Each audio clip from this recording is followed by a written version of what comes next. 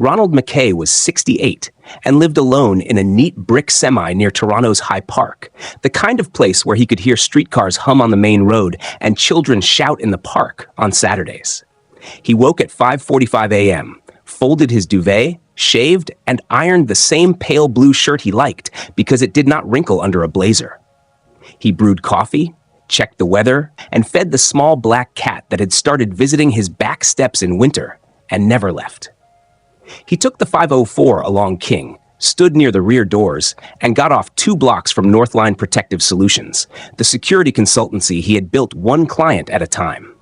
His desk held few things: a monitor, a lined notebook, a heavy fountain pen from his signals days, and a photo of his 12-year-old twins, Liam and Grace, grinning in matching winter hats. He had been married to Elaine for 15 years. They met at a fundraiser when she was a young broker with a quick eye for the room, and he was a careful widower who preferred facts to charm. For a long time, they had made sense together. He liked her drive. She liked his steadiness. Lately, that balance had thinned. She worked later. She kept a second phone he never saw charging. She said, "client dinner," and came home smelling of a hotel lobby. Ronald did not accuse or shout. He wrote dates. He noted times. He set reminders. He watched the network logs at home, the way he taught junior analysts to do, without noise, without bias. Weeks turned into lines on a page, a ride share to the Ritz, a booking under site visit, a bracelet with a serial number he did not remember paying for. He made a file and shut it in the bottom drawer. On the day everything moved, the morning started like any other. He arrived before 8, opened 3 emails from a bank client about a phishing test, and signed off on a training schedule. At 11:57 a.m., Sonia at reception called up. "A lawyer is here to see you," she said, voice tight. Ronald told her to send him in. The man wore a glossy blue suit and a grin that looked practiced.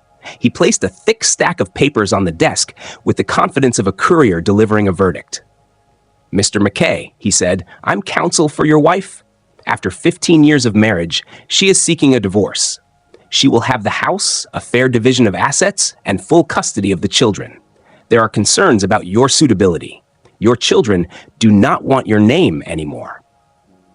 He let that line hang, waiting for a flinch. Ronald did not give him one. He looked at the folder the way he would look at a door he had already checked twice. Then he opened his bottom drawer and took out a sealed, plain envelope with no markings except his wife's name written in his slow, careful hand. He slid it across the desk. "Please deliver this to your client," he said. The lawyer blinked, then gave a small laugh like he had been offered a joke instead of paper. "You can respond through counsel," he said. "This is not the place." Ronald did not raise his voice. "Deliver it," he repeated. The man pocketed the envelope, rolled his shoulders as if he had won something, and left with the swagger of a person sure the ending was already written. Ronald watched him go, then looked at the twins in the photo. He felt the weight of the fountain pen in his hand and set it down. He told Sonia to take lunch, thanked the cleaner who pushed a bin past his door, and sent 2 emails. One to his operations lead to cover an afternoon call, and one to his accountant to prepare a neutral statement of accounts. He did not call Elaine. He did not text. He went back to work because that was what he knew how to do when his hands wanted to move faster than his head. At 3:30 p.m., he stepped out for a sandwich from the deli he had used for 15 years, ate half, and saved the rest for the cat. He finished a report, signed for a courier, and at 5:05 p.m., shut down his computer in the right order. The April sky was pale over the CN Tower. The streetcar was crowded. He stood and watched his reflection rock in the window, an old man who still stood straight. At home, he put the saved half sandwich on a plate near the back steps, and the cat came without ceremony. He boiled water, made tea, and laid out 2 plates for the twins' dinner, because habit does not stop when a lawyer visits. He checked his watch. On Wednesdays, the twins stayed with him until 8, then Elaine picked them up for homework at her place. He heated pasta, grated cheese, and set aside a small bowl for Grace, who liked less sauce. At 7:42 p.m., the doorbell rang and the twins charged down the hall as if the last year had not taught them to listen before they ran. Elaine did not stand there. No one did. Ronald checked the street. A car idled, unfamiliar. He closed the door and went back inside. At 8:02 p.m., his mobile vibrated. Unknown number. He let it ring twice and answered. A woman spoke before he could say hello, her voice careful and crisp, a voice he had heard on television when she addressed a courtroom. "Ronald, it's Margaret," Elaine's mother said. Justice Margaret Whitmore, steady on the bench for 2 decades, did not sound steady now. "How could you know?" she asked, and then the shape of the question changed, like a person slipping on ice and grabbing at anything. "How could you know our 15-year-old secret?" Ronald stood in his kitchen with the tea cooling beside the stove, the house quiet in the way a house gets when children are asleep somewhere else. He looked at the clock. He looked at the envelope's absence in his drawer. He chose his next words as he always did, one at a time. "We will speak when everyone is calm," he said, "with counsel present, for the children's sake." Margaret said his name again, softer, as if she could rewind an hour by turning a syllable. He ended the call. He did not slam the phone. He did not stand in the dark and make promises to nobody. He washed the 2 plates he had set out and dried them and put them back in the cupboard. He wrote 3 lines in his notebook: time of call, caller ID, exact words. He set the pen down and sat at the table and waited for the kettle to boil again.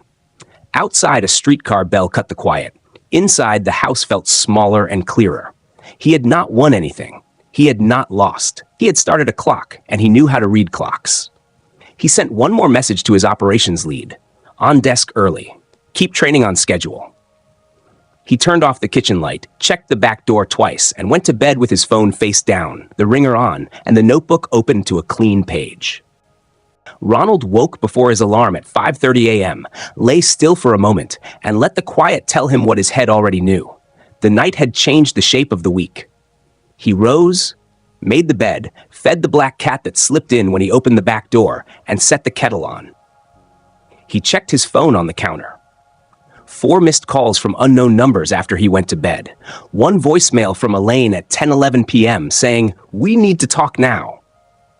And 1 from her mother at 10:23 p.m. that began with his name and then stopped like someone had put a hand over the receiver. He did not play them. He opened his notebook, wrote the times and caller IDs on a fresh line, and underlined the date. He brewed tea, buttered toast, and packed 2 lunches the twins liked. Turkey sandwiches, apple slices, the granola bars with chocolate chips, because the routine mattered even when the ground moved. At 6:15 a.m., he sent the school a short email confirming he would handle pickup today and the rest of the week. At 6:20, he texted Mrs. Patel next door to say he might be late one evening and to ask if she could be backup. She replied with a thumbs up and of course. He ironed a clean pale blue shirt, chose the gray jacket that still sat straight on his shoulders, and set out for the 504. On the streetcar, he stood by the rear doors and reviewed a to-do list in his notebook. Call a lawyer. Confirm meeting only with counsel present. Prepare a second copy of the envelope contents. Lock down accounts to the extent the bank allowed. Keep the children's schedule steady. Do not say more than needed. At 7:52 a.m., he stepped off near Richmond and walked the 2 blocks to Northline. Sonia met him at the door with a look that said there had been calls. Elaine's lawyer phoned at 7:30 asking for you, she said. He sounded sure of himself. Ronald nodded. Thank you. Hold all calls except my children's school.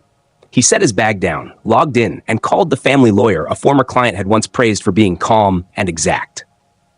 Linda Park, she answered. Ronald explained in 4 sentences what had happened, what had been delivered, and what was coming next. Linda listened without interrupting. You did the right thing saying nothing last night, she said. Do not meet anyone without me. I can be at RBC Plaza by 3. Book the smallest conference room they offer. Ronald hung up, emailed Elaine's lawyer 3 lines. I will meet today at 3:30 p.m. at RBC Plaza. My counsel will attend. Please confirm. And copied Linda. He added a second line in a separate email to Elaine. I will only communicate through counsel about the case. The twins' routine remains unchanged. At 8:35 a.m., he took the sealed file box from his credenza and placed it on his desk. He did not drift into memory. He worked. He printed the index he had built over months. He added tabs so no one could claim confusion. He wrote page numbers in blue fountain pen ink at the bottom right of each sheet. He checked that the photographs showed what the captions said they showed. Calendar entries pinned to hotel addresses, receipts for jewelry with a serial number that matched the bracelet he had once seen on the bathroom vanity, text transcripts that did not need interpretation because the words were plain. He slid a notarized summary on top: facts, sources, dates, no adjectives. He prepared a second, slimmer envelope for counsel, only with a short letter addressed to the Crown, explaining why a sealed 2009 matter might require review if certain threats moved from talk to action. He did not send that letter. He put it in a larger envelope marked in neat capitals to be filed if necessary and locked it in the bottom drawer. At 9:20, he briefed Marco, his operations lead, at the glass wall. "You run the phishing test review with the bank," Ronald said. "Keep training on schedule. If a client asks where I am, tell the truth. I'm in meetings. You have signing authority to 10,000. No changes to vendor passwords. If something looks off, put it in writing and wait for my reply." Marco asked if everything at home was okay. Ronald said, "I'm handling it," because that was both true and all he intended to share. At 9:45, Elaine called. He watched the screen, let it ring twice, then answered. She sounded like someone running and trying to whisper at the same time. "Ron, we can fix this without lawyers. Come to my office at 11. He kept his voice level.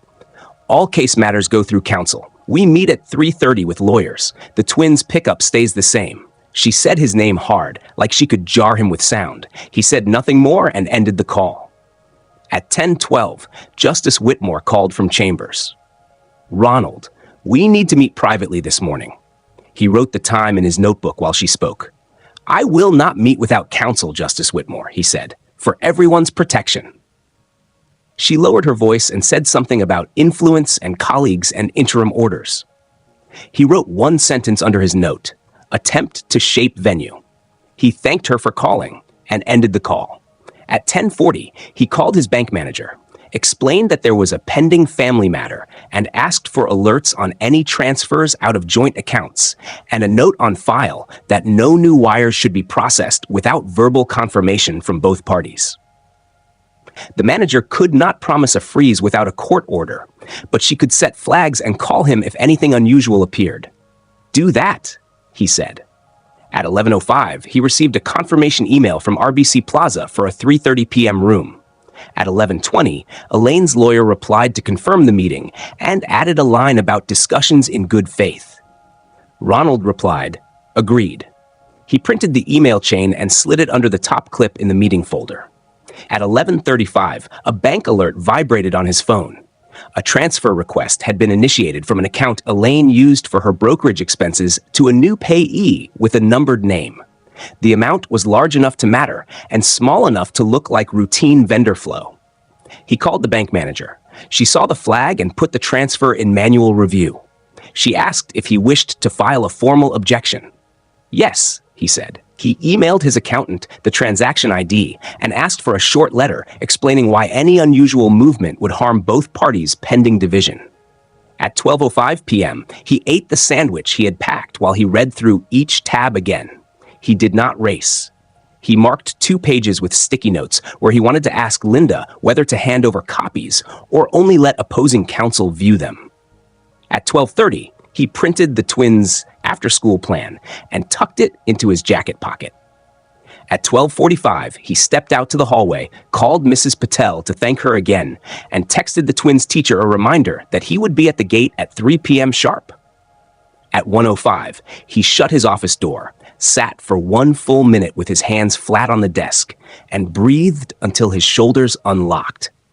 He powered down his computer cleanly, locked the file box, and put the thin meeting folder in his leather bag. At 1:22, he left for the streetcar. The air had that April wetness that made concrete smell like rain long before it fell. He stood by the doors again, watched his reflection sway, and checked the time. At 1:46, he stepped off near Bay and walked into RBC Plaza. The security guard nodded at him like they had seen each other 100 times.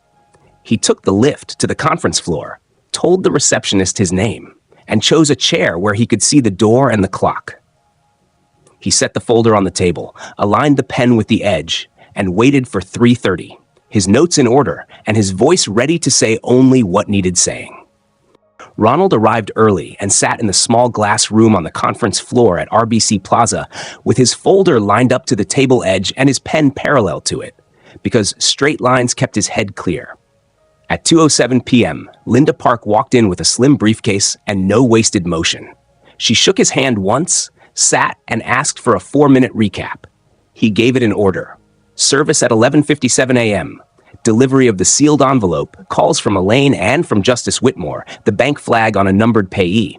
The 3:30 meeting then slid her a 1-page index of the file tabs. She read it, asked 3 short questions about sources, and nodded. "We disclose only what we must," she said. "We do not argue, we describe. If they posture, we go to court. If they listen, we settle on your terms." At 2:28, his phone buzzed. The twins' teacher wrote that dismissal might be 10 minutes late because of a bus delay. Ronald looked at the clock, did the math, and texted Mrs. Patel the backup plan.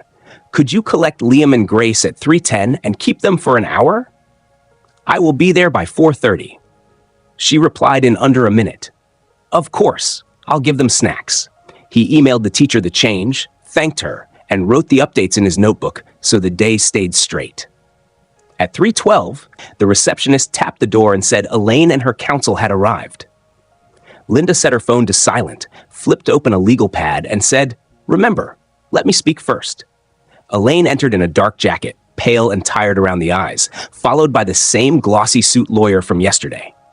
He introduced himself as Daniel Howe and started talking before he sat. "My client seeks a practical resolution," he said. "Shared property division per statute, primary residence with the mother, regular access for the father, and a non-disparagement clause. There is also concern about surveillance behavior and the children's sense of safety." He used the last sentence like a hook and left it hanging. Linda did not look at him. She looked at the clock. "We will proceed in order," she said. "First, interim parenting. Second, finances. Third, communications. Fourth, any allegations." She slid a 2-page proposal across the table. Temporary joint decision-making on education and health. The twins residing primarily with Ronald until a child specialist finished an assessment, a written schedule for Elaine's parenting time, and a rule that no adult introduces new partners to the children for 90 days. She added that all joint accounts and credit lines be frozen for new payees and wires pending court direction. "We are prepared to consent to a mutual non-disparagement clause," she said, with an express carve-out for truthful statements to lawful authorities. Howe started to object, then saw the carve-out line and closed his mouth. Elaine kept her hands folded so tightly her knuckles were white. "I just want to see my children," she said, looking at Ronald and then away. Ronald kept his face still. "You will," he said. Howe cleared his throat and shifted to offense. "We also have serious concerns about Mr. McKay's use of surveillance equipment at home and at work," he said. "We will be seeking conditions to protect privacy." Linda tilted the pad a fraction. "If you have evidence of unlawful conduct," she said, "produce it. Otherwise, refrain from threats." She opened Ronald's meeting folder and placed a thin labeled envelope on the table between them. "Counsel eyes only." "Before we waste the court's time," she said, "review the index and the first 3 documents. Item A is calendar metadata that contradicts Ms. Whitmore's sworn draft about schedules. Item B is a boutique invoice showing a gift purchased by a third party for Ms. Whitmore during the period she described as marital repair.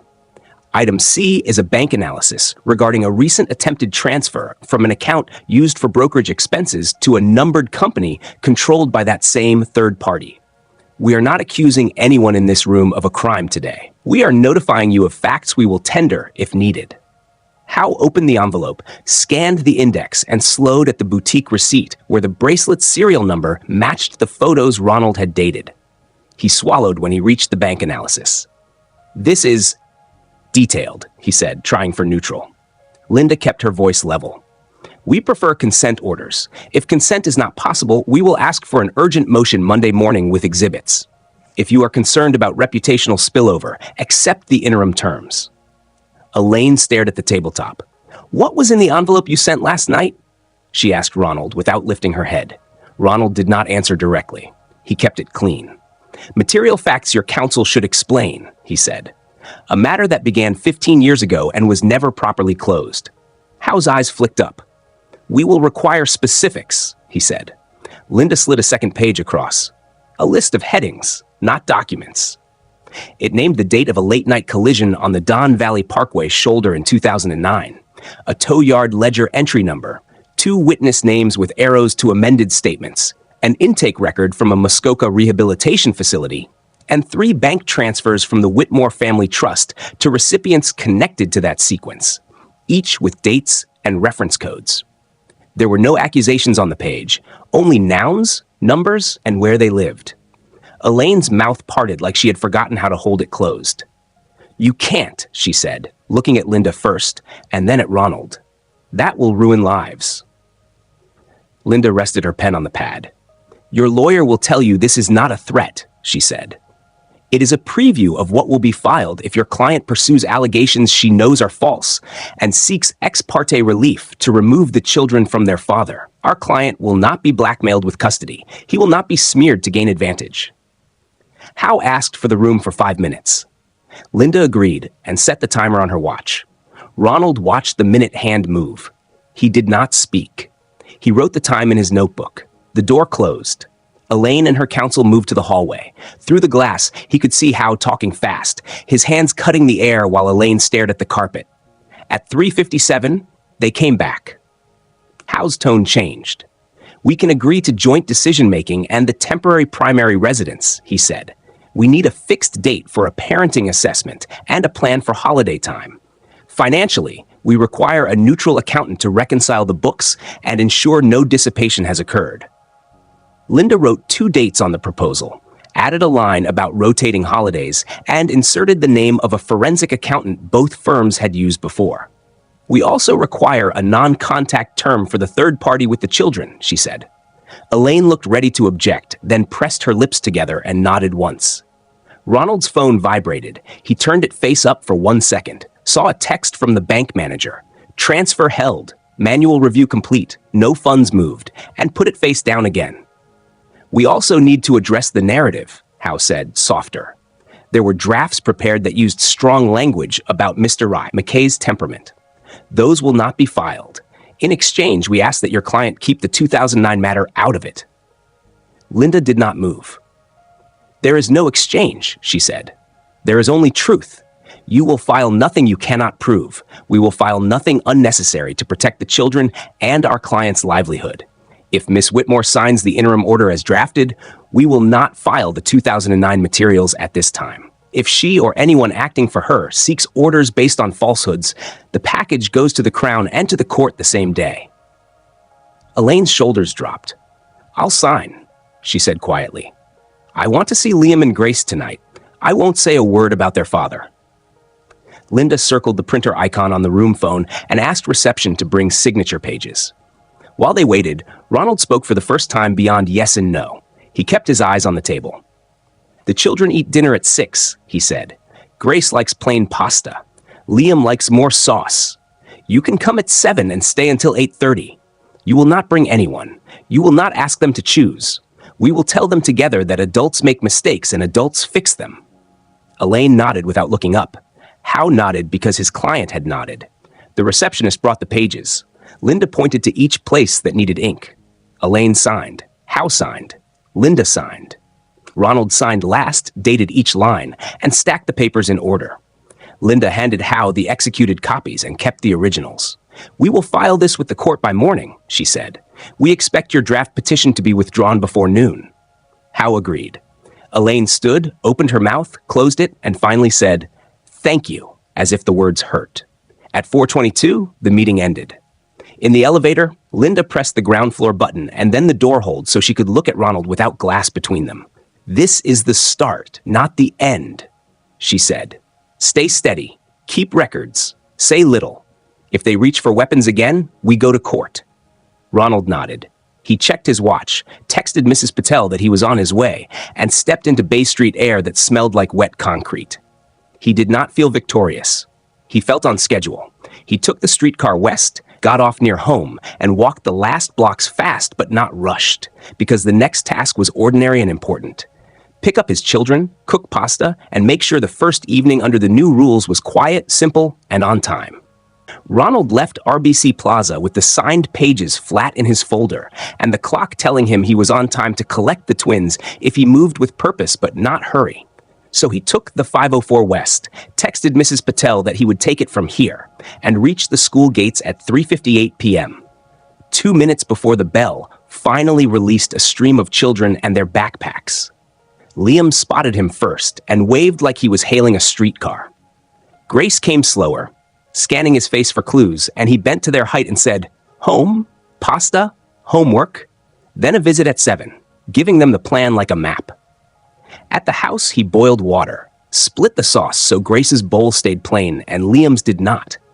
Set 3 glasses of water on the table because he preferred they drink water before juice, and listened to them talk over each other about a science poster that would not stay taped, and a soccer tryout, where Liam had been placed at fullback, which he did not like but would accept for now.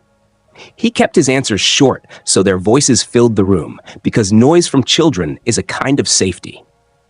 At 6:45, he wiped the counter, moved his folder to the credenza out of sight, and told them the evening rule. When the doorbell rang, shoes stayed by the mat, voices stayed low, no one asked anyone to pick sides. At 7:01, the bell went and Elaine stood there alone, hair tied back, no shopping bag, no perfume heavy enough to change a room. She stepped in, kept her phone in her bag, and followed the rule they had always kept for hard talks. Sit at the table. Say the facts first. "I'm here until 8:30, she said to the twins. "We will read and talk. We are all going to be kind." Ronald nodded and added the line that mattered. "Adults made mistakes. Adults are fixing them." Grace asked if they would still go to the library on Saturday. Ronald said yes. Liam asked if he could still bring his soccer ball to the park. Ronald said yes. They read a chapter from the book with the fox on the cover. Elaine did the voices without reaching for new promises, and at 8:28 she stood, smoothed the page, and said, "I'll see you Sunday at 10, which matched the paper they had all signed. And she left without hugging too long or crying in the door, because they had agreed not to turn goodbyes into theater. When the house was quiet, Ronald washed 4 plates. He always washed the spare in case, and dried the pan. Then sat with his notebook and wrote down times and the words used. On time, no gifts, voices steady. Goodbye at 8:30. Door closed at 8:31. At 8:44, his phone lit with a reply from the RCMP liaison he had emailed the previous night after Adrian's "we can fix this" call had turned into a confession about moving funds. Acknowledgement of receipt, file opened under Integrated Market Enforcement Team, emergency preservation orders requested from a duty judge. Expect a status update by morning. At 9:06, the bank manager called to confirm manual review complete, transfer declined, new payee blocked, and a note placed on file that wires required dual verbal confirmation. He thanked her, wrote her name and the exact phrasing in the notebook, and placed the log beside the folder. At 9:27, Marco texted to say the phishing debrief with the bank client had run on time and that he had pushed the vendor patch window to Friday per plan. Ronald replied, "Good work, no changes," and put the phone face down. At 9:51, the landline rang, and Justice Margaret Whitmore spoke in a voice that tried to be calm and could not hold the line. She asked to meet privately in the morning, suggested a retired colleague could shepherd an interim arrangement without the noise of emotion, and used the phrase, "best interests like a lever." Ronald kept his sentences simple. All case matters go through counsel. We have an interim order executed. Please communicate through Mr. Howe. For the children's sake, we will keep to the schedule. She said his name, said 15 years, and let the words fall. He ended the call, wrote the time and the phrase "attempt to shape venue" in his notes, and closed the book. He checked the twins once, moving the covers to their shoulders the way he always did, then turned off the hall light and went to bed, not because the day was finished, but because the next one would demand a clear head. At 6:07 a.m., while he set the kettle and cut apples for lunches, an email arrived from Linda Park with 2 attachments. The stamped interim order filed electronically at 5:58 a.m., and a notice of a brief telephone case conference set for the following week to set dates for the parenting assessment. She wrote one line, "Stay on script." And he replied, "Understood." At 6:22 a.m., the RCMP liaison wrote again. Preservation orders granted during the night, queries sent to the bank's compliance unit, and a request to share read-only statements for 2 accounts linked to Adrian's numbered company. Ronald forwarded the request to his accountant, who was already awake because accountants keep odd hours, and asked him to prepare the secure package.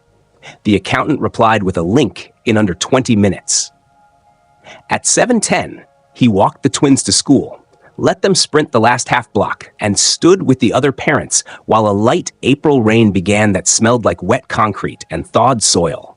He waved to Mrs. Patel, thanked her again for yesterday, and turned toward King Street. At 8:05, he was at his desk, sent Sonia for coffee, and watched the iMeti share portal log the downloads in real time, so he knew the machine at the other end was moving. At 8:44, Howe emailed to confirm that the draft petition that had used strong language had been withdrawn and that he would send a clean version aligned to the interim order by noon. Ronald forwarded the note to Linda and archived it. At 9:12, the bank manager called again. An attempt to create a new payee from a different device had pinged their system overnight and failed. She read him the device fingerprint data. He wrote it down and thanked her again. At 10:03, Linda called to rehearse the language for any surprise contact. Repeat the order, refer to counsel, end the call. He wrote it at the top of the day's page. Repeat, refer, end. At 11:18, the RCMP liaison called. Heathrow border staff had flagged Adrian off a morning flight from Toronto with a ticket to Zurich via London. The liaison did not promise outcomes, but said the notice had done its work and that they were coordinating with the UK for a voluntary return or a detained one. Ronald said thank you and wrote the time next to a single word, flagged. At noon, he ate the sandwich he had made while he signed a vendor invoice and added a sticky to call the forensic accountant at 2. At 12:37, Elaine texted a single sentence, "Tell Liam I found his blue water bottle and will bring it Sunday." He replied with a thumbs-up emoji because the paper said keep communication short and factual, and because small logistics handled cleanly. Build trust faster than speeches. At 1:05, he met the forensic accountant in a small room with frosted glass down the hall, handed over the read-only links, and answered questions about how Northline paid bonuses and what counted as personal draws, because sunlight helps in more than one place. The accountant said he would start with a reconciled timeline and have a first pass by Monday.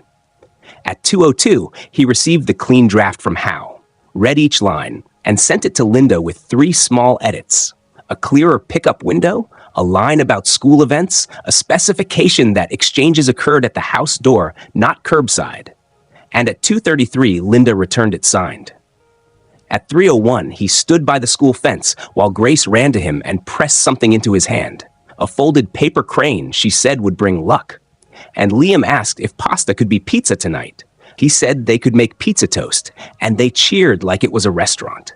At 4:20, while the slices browned under the broiler, the RCMP liaison called one more time. Adrian had agreed to return on the next flight under escort. The bank account in Jersey was frozen, and formal statements would be scheduled for the following week. Ronald said, "Understood," wrote "return agreed" in the margin, and turned the broiler off before it burned. At 6, the twins ate at the table and told him that a classmate's hamster had escaped and been found in a shoe, which they found more interesting than any of the adult logistics. At 7:15, they spread homework on the table, and he checked a math problem with them. At 8, he read the Fox chapter again because repetition calms anxious minds. At 8:35, he tucked them in. At 9:10, he stood at the back door with a cup of tea, watched the small black cat slip along the fence, and let the quiet settle over the house like a blanket. The day had moved in straight lines, one step at a time, and under those steps the older thing pulsed. The sealed year, the crash on the shoulder, the money that moved in the dark and then tried to hide, waiting for its turn. He did not rush it. He set his pen on the notebook, drew a thin line under the last entry, and wrote a single instruction to himself for tomorrow. Keep steady. By Friday morning, the week had a shape Ronald could follow without guessing. The forensic accountant delivered a first timeline at 8:12 a.m., each transfer and receipt in order, and Linda filed it with a short affidavit so the record would not depend on memory. Ronald printed a copy for his file, wrote the time on his notebook, and moved on to the next box on his list. Keep the children's routine steady. On Sunday at 10 a.m. exactly, Elaine arrived with the blue water bottle Liam had lost and no other baggage, rang once, and waited. The twins let her in, and she sat cross-legged on the floor to build a cardboard volcano for Grace's science project, while Ronald measured the vinegar and set a towel beneath it so the kitchen would not stain. She kept to the order they had signed. No talk about lawyers. No questions that asked the children to pick sides. No gifts that tried to buy silence. When she left at noon, she said, "See you Wednesday," and did not ask for more time. On Monday morning, the phone case conference ran 10 minutes and ended with a judge endorsing the interim order, setting a date for the parenting assessment, and reminding both counsel that any strong language in draft pleadings should never see daylight. Linda spoke only when asked, and Ronald said nothing at all, because silence can be a tool if the facts are in front of you. By midday, the RCMP liaison called to confirm that Adrian had landed under escort and been processed at Pearson. There would be charges for fraud and laundering tied to the numbered company, and bail terms would include a no contact with Elaine and the children, and a surrender of travel documents. The Jersey Bank acknowledged the freeze and started the process to return funds that never should have left Canadian accounts. Elaine's accountant sent a careful email admitting that a capital infusion was not what it had been sold as. Elaine signed a statement for the officers that evening and came to the Wednesday visit on time. Hair pulled back, face plain, hands empty, except for Liam's water bottle again because he kept misplacing it. On Thursday morning, Toronto police confirmed in writing that the 2009 file had been reopened with assistance from the Crown. The tow yard ledger Ronald had indexed was now in the hands of the detective, and 2 witnesses named in Ronald's headings had been contacted and agreed to give fresh statements. At noon, Justice Margaret Whitmore issued a short press note announcing retirement for health reasons effective immediately. No one said the other words out loud, but Ronald did not need them. He did not call or gloat. He put the press clipping in the binder and slid the binder to the back of a shelf. On Friday, a young constable phoned to say Trevor Whitmore had presented himself at a downtown station with counsel to address historic matters. The constable did not promise outcomes, and Ronald did not ask for any. He wrote the time and the name and went back to the vendor meeting he had scheduled for 9. That weekend, he took the twins to the library and let them each choose 2 books, then walked them across High Park to watch ducks leave small wakes along the pond. When Liam asked if things were done now, Ronald said, "They are moving in the right order, because the truth is steadier than hope." At Northline, he hired a new analyst to handle field checks so he could keep evenings free, issued a simple rule, no overnight travel without his say, and gave Marco authority for routine spends so staff would not wait on him. Clients called because word in a city travels without help. He accepted work that fit the calendar and said no to any contract that would pull him out of the house for long runs. Elaine kept to the schedule like it was a lifeline. She texted short things that mattered to the children. Grace's art day is Thursday, send smock. Liam's cleats are at my place, we'll bring Sunday. And she arrived and left when the paper said she would. She said, "I am sorry," one evening at the door with no one else to hear it. And Ronald said, "Adults repair what they break," because that was the only line he could stand behind. The forensic accountant finished the reconciliation the following week and met both counsel in a small boardroom to walk through the numbers. There had been no dissipation by Ronald. The Jersey account was returning funds. The joint assets could be divided cleanly without forcing a sale of the house. Howe stopped posturing after that. A final meeting at RBC Plaza took 2 hours and ended with signatures under a permanent plan.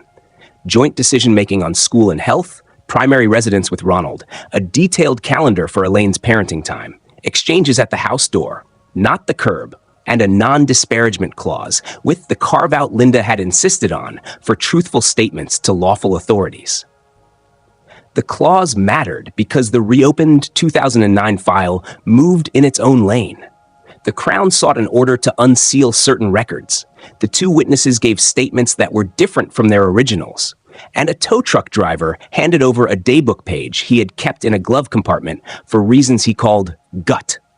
None of it was Ronald's to decide. He stayed out of it, except to answer the detective's questions in one short meeting where he confirmed how he had found what he found. When a reporter left a card in his mailbox, he did not call. He took the twins for pizza and said they could each choose one topping and no more because rules make children feel held. Adrian's case moved faster. He took a deal that required a plea, the return of money, and cooperation in other matters. Elaine, who had once believed the word partner meant a path, told Ronald at the door one Sunday that she was starting over at a smaller brokerage in the East End. He wished her well and gave her a sheet with the next month's exchanges in clear print so there would be no mix-ups. By the time the parenting assessment finished, the assessor's report used phrases like consistent caregiving and low-conflict parallel communication, which meant the plan in place would remain in place. Ronald took down the spare nanny cam he had installed when doubt had been his only map, wound the cable, put it in a box, and slid the box to the back of the basement shelf next to the binder he no longer needed to touch. He left the windows open most afternoons so the house kept the smell of the park, and he learned to make pancakes the way Grace liked, small and pale, and the way Liam liked, brown to the edge. One evening in June, after a day where nothing important happened except a work call that ended on time and a soccer practice that did not get rained out, Ronald sat on the porch steps with the twins while dusk came slow. Grace asked if they were okay for good, and he said, "We are mending, and we will keep mending." And Liam said the Volcano Project had gotten a star, and the Fox book was better on the second read. Inside, the heavy fountain pen he had used to sign orders and lists sat on the mantel. He did not need it in his pocket every day anymore. He knew where it was, and that was enough. He went to bed at his usual hour with the notebook on the table and one line written for tomorrow. Keep steady, tell the truth, be on time.